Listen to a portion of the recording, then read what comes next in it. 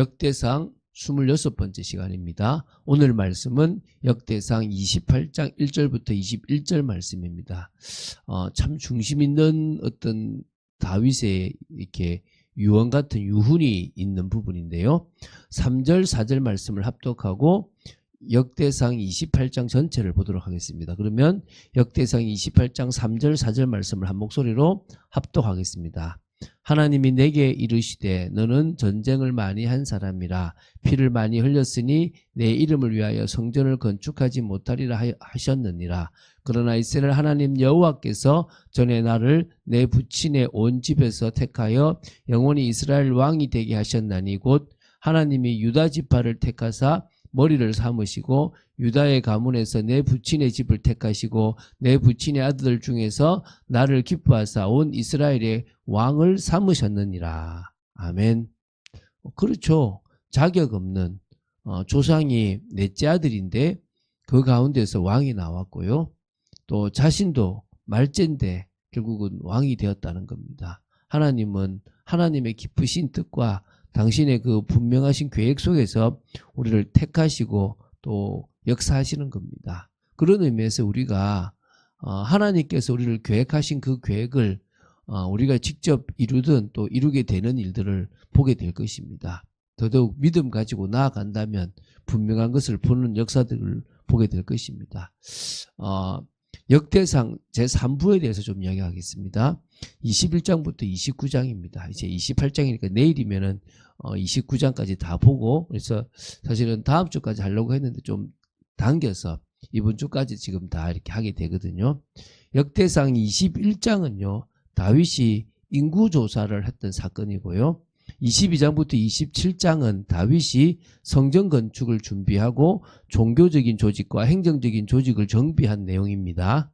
그리고 28장부터 29장은 다윗이 이제 솔로몬뿐만 아니라 전국 있는 모든 고관을 불러서 이렇게 유훈을 하는 부분들, 그리고 솔로몬의 즉위에 대한 부분들이 나옵니다. 그런 의미에서 사실은 역대상은 다윗의 이야기로 끝이 나고 이제 이어서 이제 솔로몬의 이야기부터가 역대하가 되겠죠. 그런 의미에서 이제 다윗이 참 중요한 인물이다라는 것을 볼 수 있습니다. 오늘은 역대상 28장을 보겠습니다. 왕권 이양이 되어질 즈음에 솔로몬과 백성들을 불러서 아주 중요한 유훈을 남기는 부분입니다. 두 부분으로 나누어서 우리가 이것을 보겠습니다. 첫 번째 부분이 1절부터 8절입니다. 읽으면 은혜가 돼요.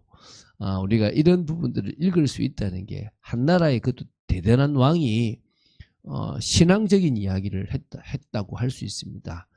여러분, 정치인들이 교회 다니잖아요.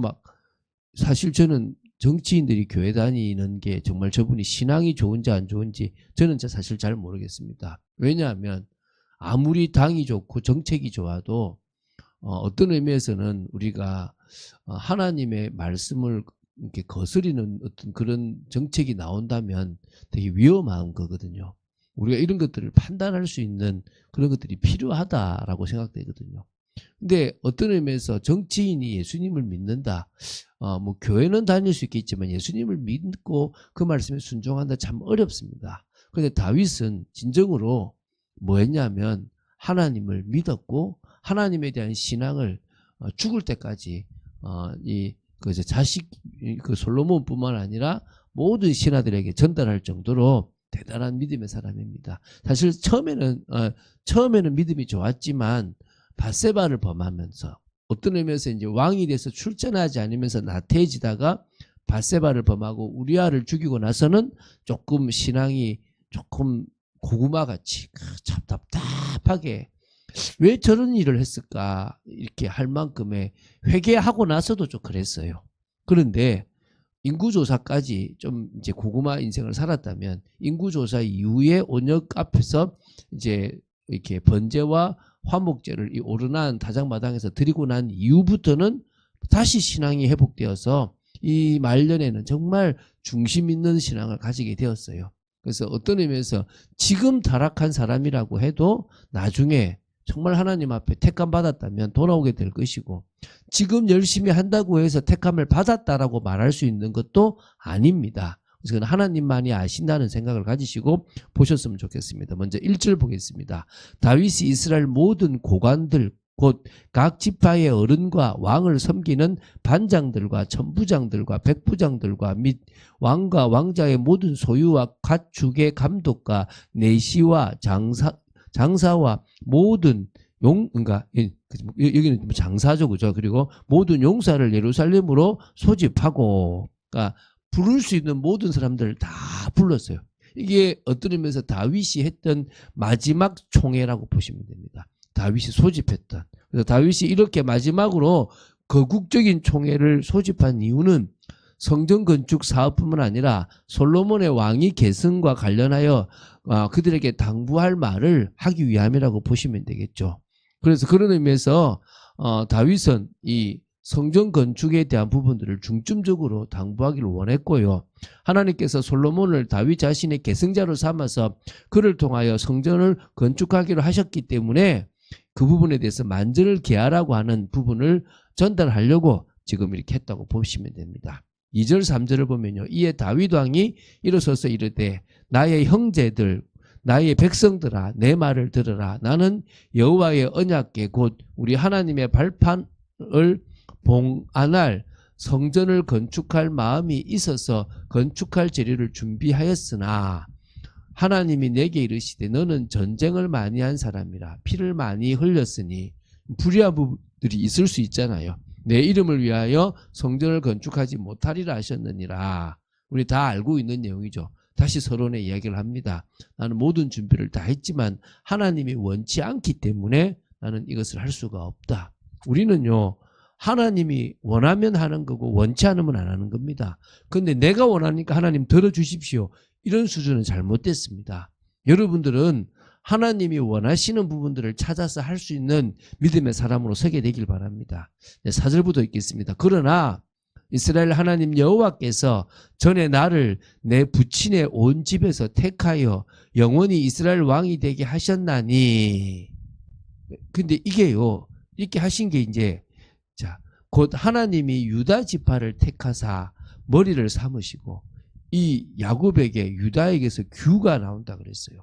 이미 그때부터 분명히 이 사울도 택했을 것이지만 규는 어디서 나온다고요? 유다 지파에서 나온다고 미리 말씀하셨어요.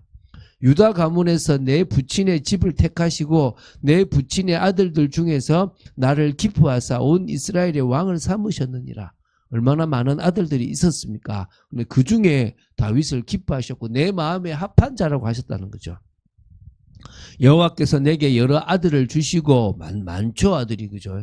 그 모든 아들 중에서 내 아들 솔로몬을 택하사 여호와의 나라 왕위에 앉혀 이스라엘을 다스리게 하려 하실새 내가 내게 이르시기를 내 아들 솔로몬 그가 내 성전을 건축하고 내 여러 뜰을 만들리니 이는 내가 그를 택하여 내 아들로 삼고 나는 그의 아버지가 될 것임이라.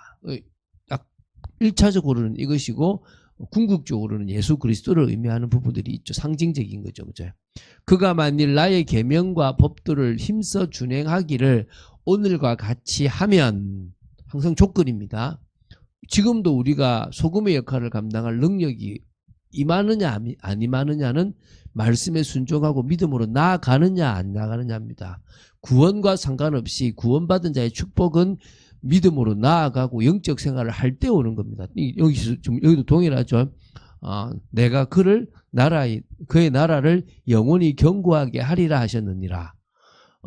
우리가 인생을 살아가는데 육신적인 견고함, 나라의 견고함은요, 하나님을 온전히 바라보는 데 있다는 사실을 기억해야 됩니다.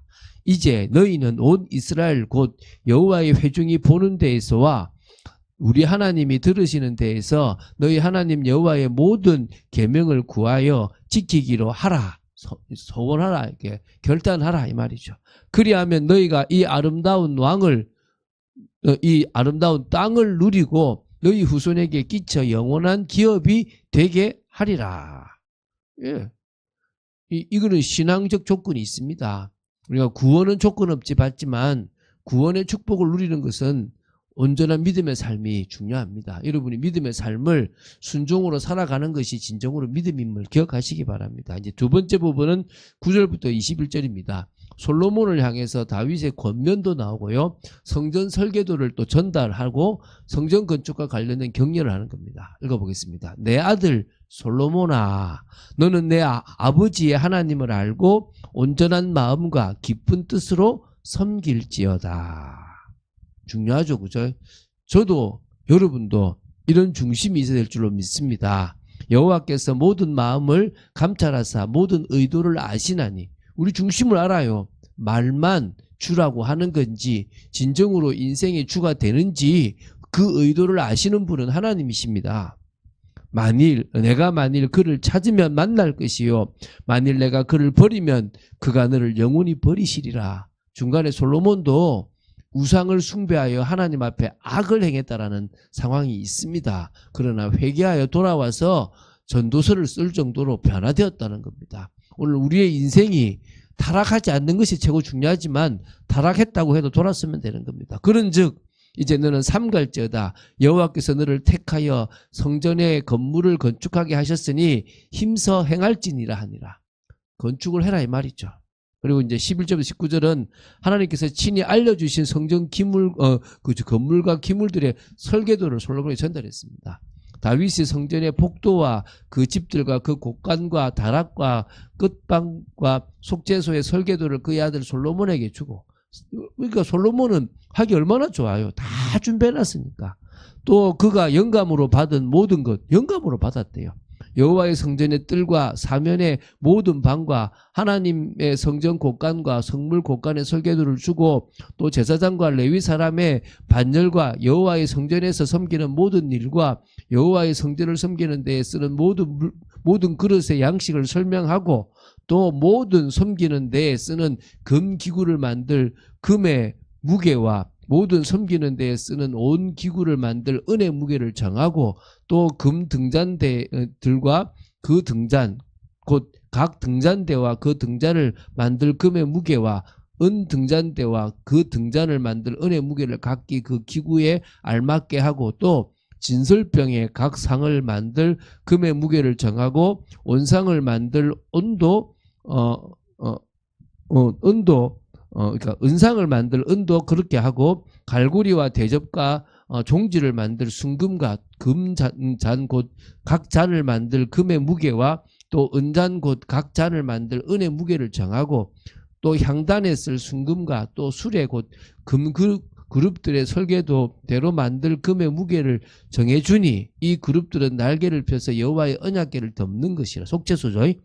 다윗이 이르되 여호와의 손이 내게 임하여 이 모든 일의 설계를 그려 나에게 알려주셨느니라. 주님이 해주셨다는 거예요. 이 정도로 내가 잘했다 이게 아니죠, 그죠? 그러면서 이제 강하고 담대하게 이 성전 건축을 담당하라고 합니다.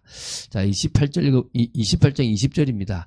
또 그의 아들 솔로몬에게 이르되 너는 강하고 담대하게 이 일을 행하라. 두려워하지 말면 놀라지 말라. 내가 여호와의 성전 곧 공사의 모든 일을 마치기까지 여호와 하나님 나의 하나님이 너와 함께 계시사 내게서 떠나지 아니하시고 너를 버리지 아니하시리라.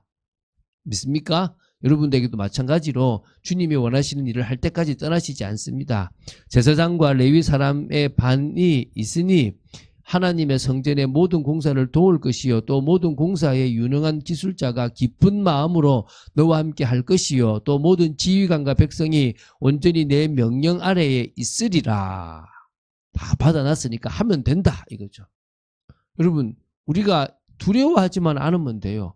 환경과 현실로 이성적인 눈으로 계산하지 않으면 되는 겁니다. 그런 축복을 누려서 진정으로 우리 삶에 하나님의 뜻을 이루는 은혜가 있게 되기를 주 예수 그리스도 이름으로 축원드립니다. 주는 그리스도시요 살아계신 하나님의 아들이심을 고백합니다.